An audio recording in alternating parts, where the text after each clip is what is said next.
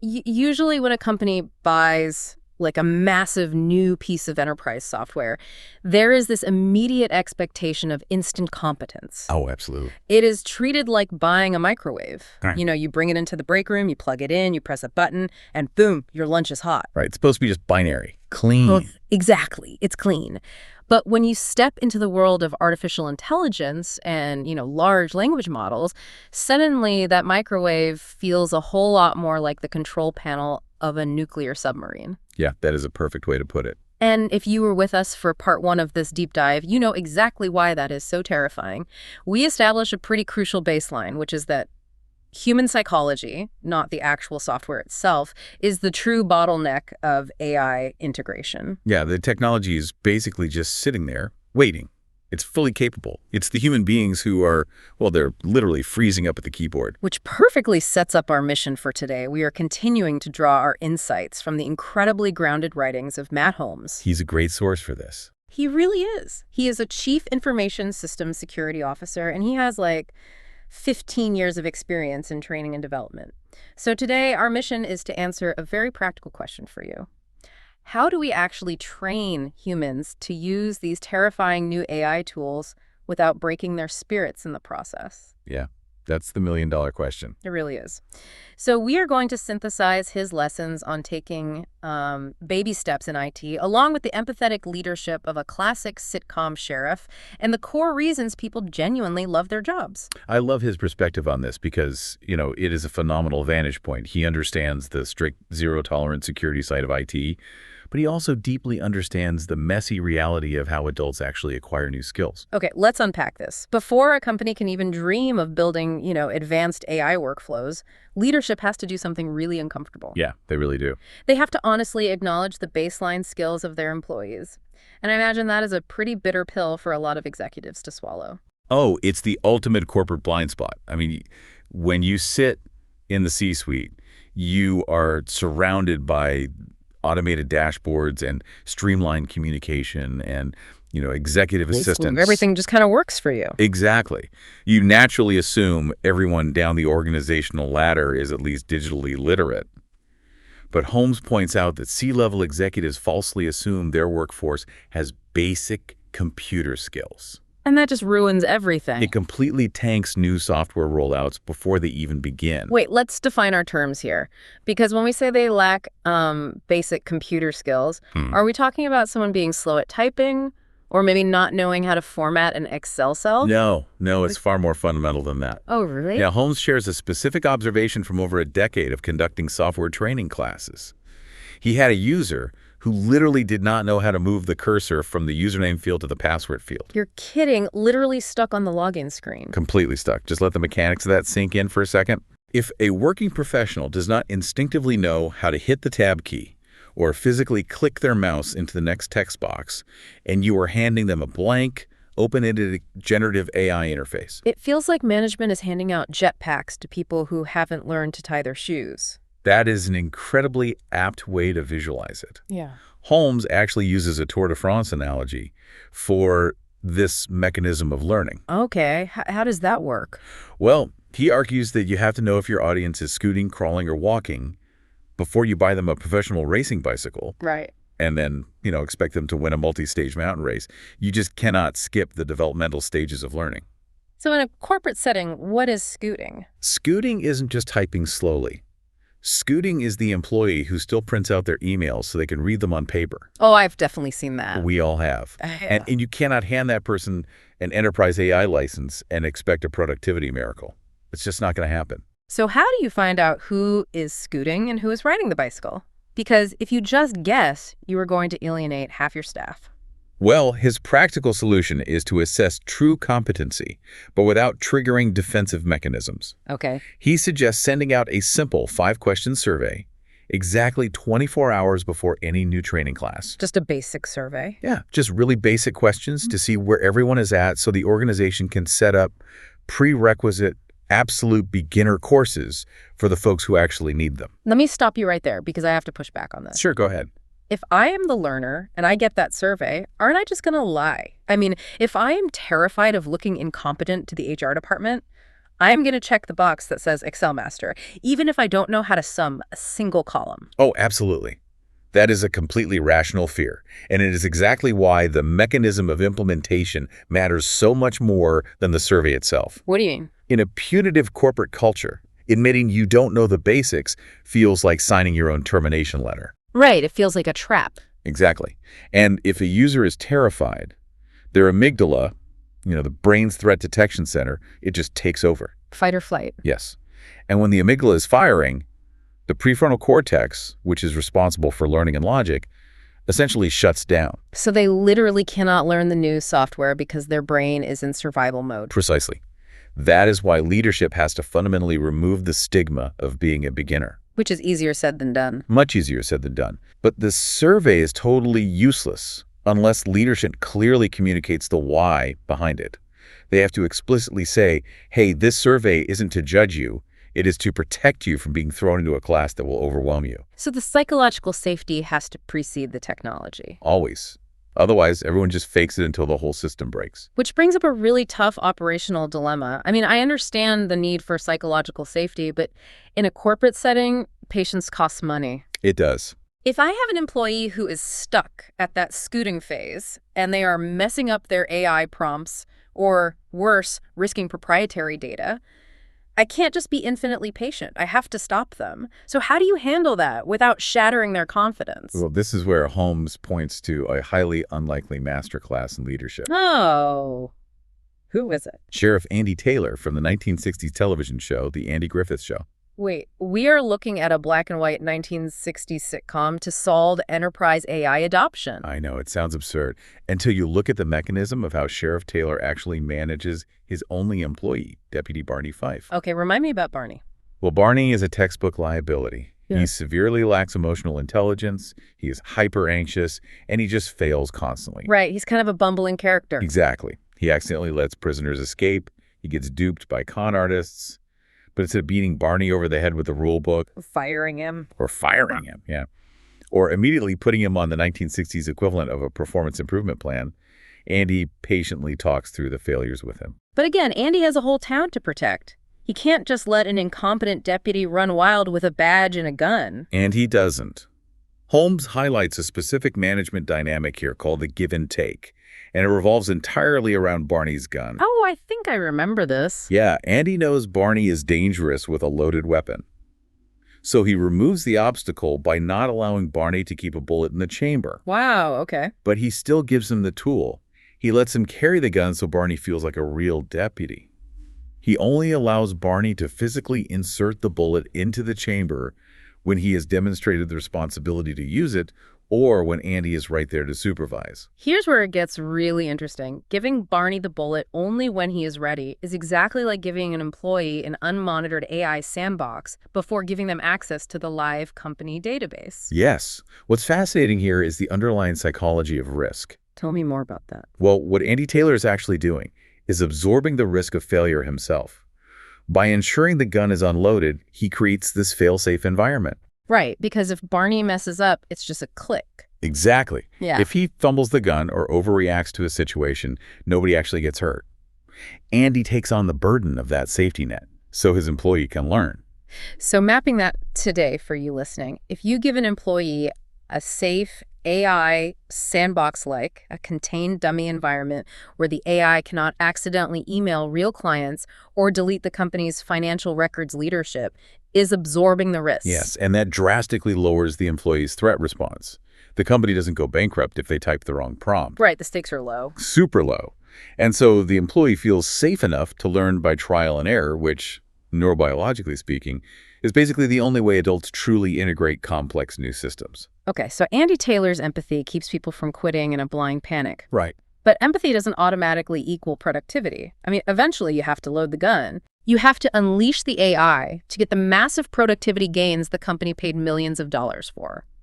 So what actively pushes an employee to master these tools without breaking that psychological safety we just talked about? That requires a very specific and notoriously rare type of mentorship. Rare is the key word there.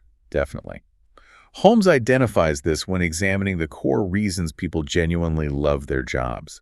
He argues that employees thrive when they have managers who possess both a teacher's heart and a coach's motivation. Wait, aren't teaching and coaching the exact same thing in a corporate environment? Not at all. Because usually you just sit the team in a seminar, you show them the new software interface, and you tell them to hit their quota. Right, but that's neither teaching nor coaching, honestly. They are two distinct psychological mechanisms. Okay, break them down for me. Well, the teacher is the one who ensures you actually master the foundation before moving on.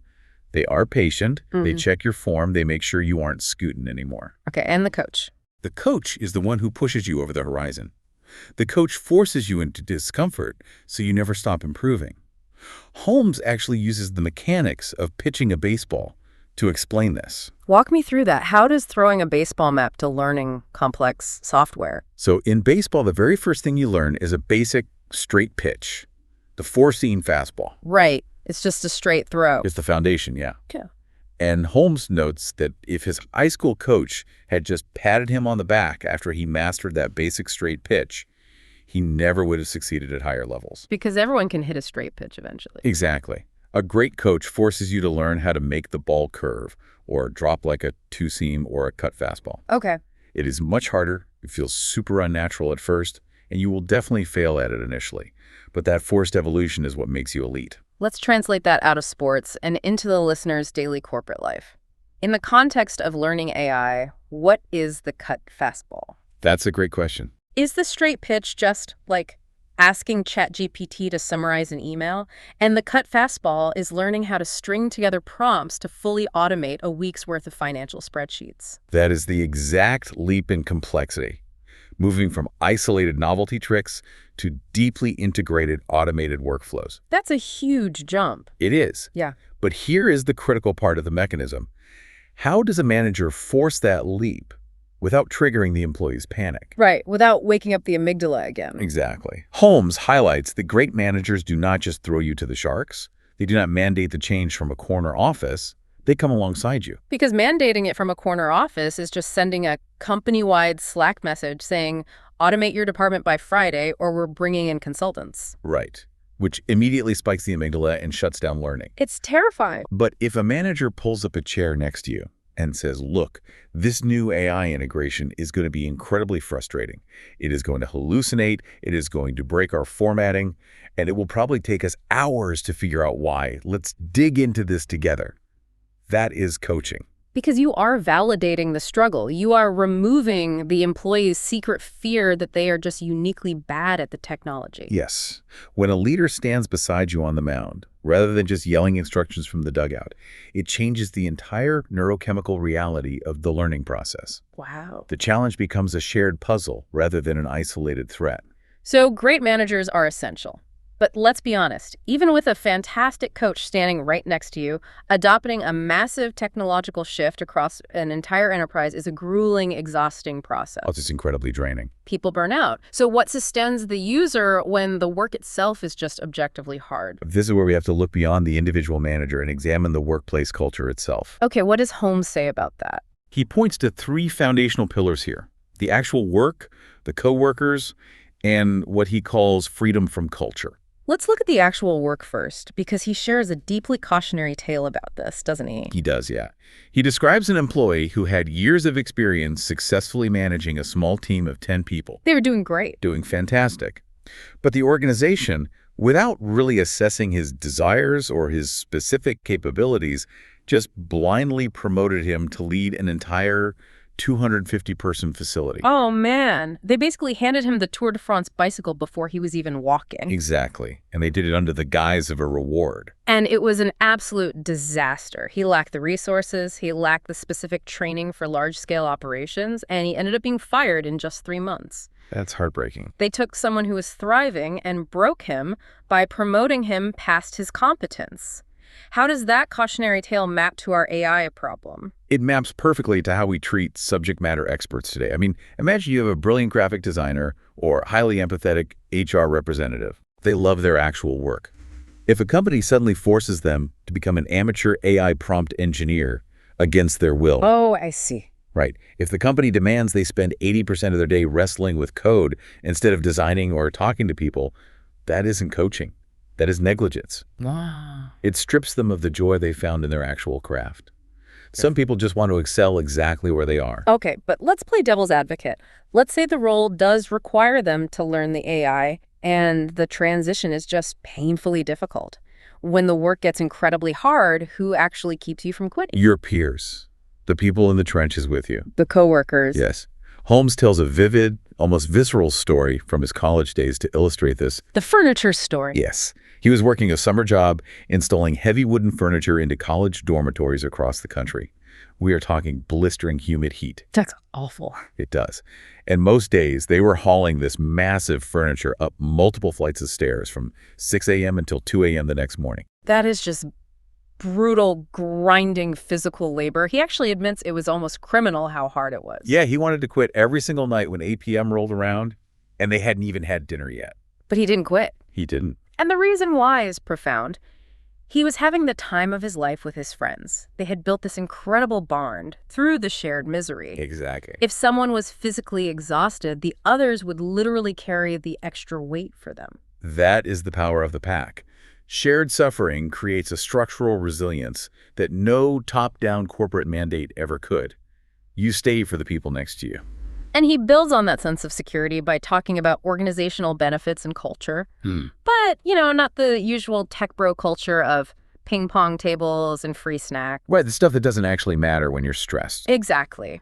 He briefly mentions having a Cadillac health plan at one company where he was able to have a baby for literally $10 out of pocket. Which is unheard of. Totally unheard of. And he talks about freedom from culture, meaning the freedom to choose your own path. His company let them pick their own volunteer days. Some people chose to volunteer at a local pet shelter.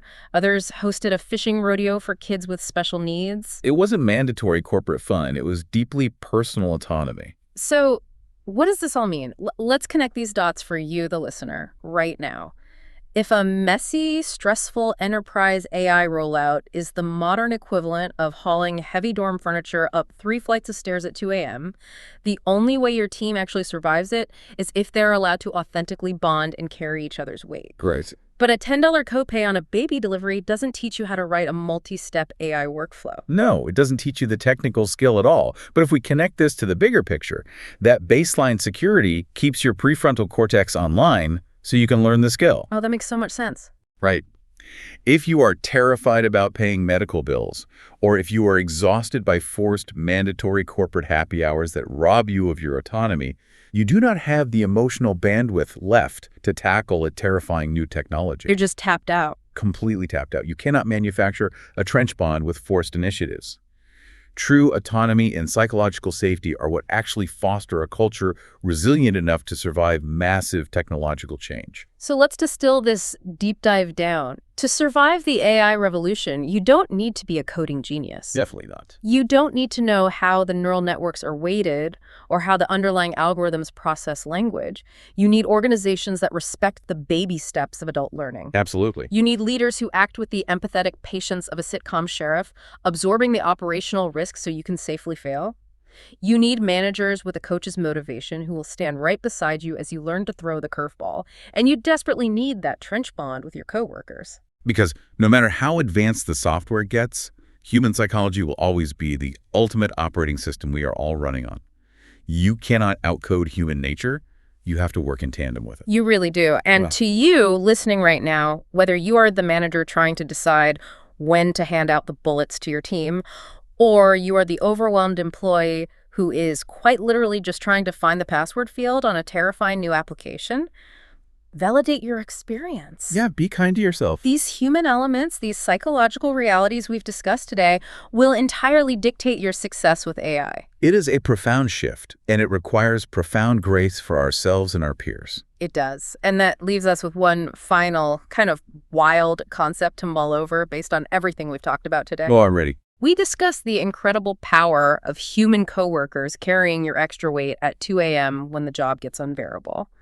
As these large language models become more agentic, meaning, they can take independent actions on your behalf, and as they become increasingly conversational and personalized, Will the AI itself eventually become the coworker we bond with to survive the drudgery? Wow, this raises a truly important question. When the tool stops being a passive screen and starts proactively talking back and carrying your cognitive weight, the entire dynamic of the pack shifts. Right. Will we genuinely feel a trench bond with our digital assistants when they save us from a 2 a.m. spreadsheet crisis? Or will true resilience always require a human crew sweating it out next to us? It's going to be fascinating to watch unfold. It really is. It is something to seriously think about the next time you treat your new software like a simple plug-and-play microwave. Remember, you're not just heating up lunch. You are navigating a massive psychological shift. Stay curious, give yourself permission to take those baby steps, and we will catch you on the next deep dive.